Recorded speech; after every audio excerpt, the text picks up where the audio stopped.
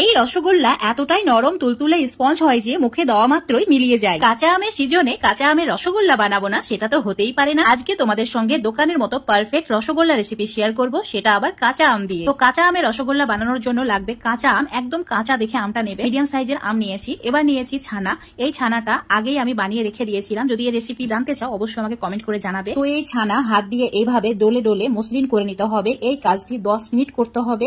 10 মিনিটের মধ্যে একদম মসৃণ একটা ছানার ডো রেডি হয়ে যাবে। তো তোমাদের এখন আমি 10 মিনিট পর দেখাচ্ছি। দেখো একদমই পারফেক্ট হয়েছে। তো এবার এর মধ্যে অ্যাড করে দিতে হবে 1 চামচ চিনি, আর এরই সঙ্গে অ্যাড করে দিতে হবে 1 চামচ সুজি আর 1 চামচ ময়দা আর হাফ চামচ মতো সবুজ ফুড কালার। এখানে রঙের জন্য ফুড কালারটা অবশ্যই অ্যাড করবে, তাহলে রসগোল্লাগুলো দেখতে খুবই লোভনীয় লাগবে। যেহেতু এখানে আমি 300 গ্রাম ছানা নিয়েছি, ওজন হিসাবে 300 গ্রাম হয়েছিল, তাই এখানে প্রত্যেকটা উপকরণ 1 চামচ করে অ্যাড করেছি। এবার সমস্ত কিছু 1 মিনিট এইভাবে মেখে নিতে হবে। মাখা হয়ে গেলে ঠিক এরকম দেখতে হবে, নরম একটা ডোয়ের মতো। তারপর একই সাইজের লেচিগুলো কেটে নিতে হবে, মানে যেই সাইজের তোমরা মিষ্টিগুলো বানাতে চাও ছোট বড় সেই রকম সাইজ করে লেচিগুলো কেটে নেবে। তারপর হাতটা ধুয়ে ভালোভাবে পরিষ্কার করে নিতে হবে। তারপর লেচিটাকে নিয়ে 2 হাতের সাহায্যে এইভাবে গোল করে নিতে হবে। একটু সময় নিয়ে করবে, তাহলে মসৃণ ভাবে এই মিষ্টিগুলো রেডি হয়ে যাবে। দেখতে পাচ্ছ সবগুলো রেডি হয়ে গেছে। এবার যে মেন উপকরণ সেটা হচ্ছে কাঁচা আম। আমটাকে প্রথমে ধুয়ে নিতে হবে, তারপর এইভাবে কেটে নিতে হবে। আমি লম্বা করে কেটে নিচ্ছি আর পাতলা পাতলা স্লাইস করে নিচ্ছি। মাঝে যে বীজ আছে সেটাকে পরিষ্কার করে ফেলে দিতে হবে। এখন এই আমের টুকরোগুলো একটা কড়াইয়ের মধ্যে নিতে হবে। চুলোর উপর একটা কড়াই নিয়েছি, আর এরই সঙ্গে একটা কাপের মাপ করে 1 কাপ চিনি, মানে 200 গ্রাম মতো চিনি আছে, অ্যাড করে দিয়েছি। আর ওই কাপের মাপ করে 4 কাপ জল অ্যাড করে দিতে হবে।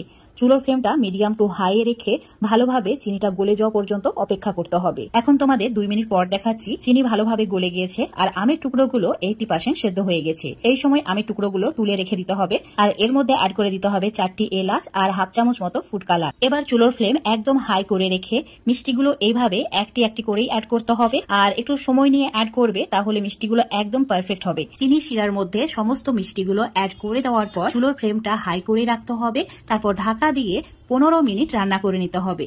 এখন 15 মিনিট পর দেখাচ্ছি। মিষ্টিগুলো ফুলে ডাবল হয়ে গেছে আর অনেক স্পঞ্জ হয়েছে। এবার এভাবে একটু নাড়াচাড়া করে নিতে হবে। 1 মিনিট এভাবে একটু নাড়াচাড়া করে নিয়েছি।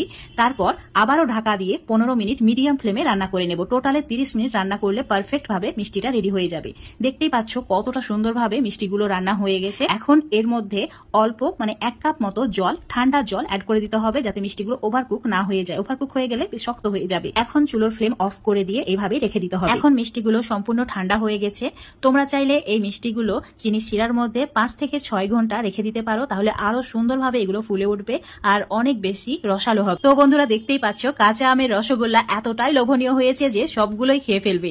তো বাড়িতে অবশ্যই আমার রেসিপি ফলো করে একবার হলেও বানিয়ে খেয়ে দেখবে, তারপর কমেন্ট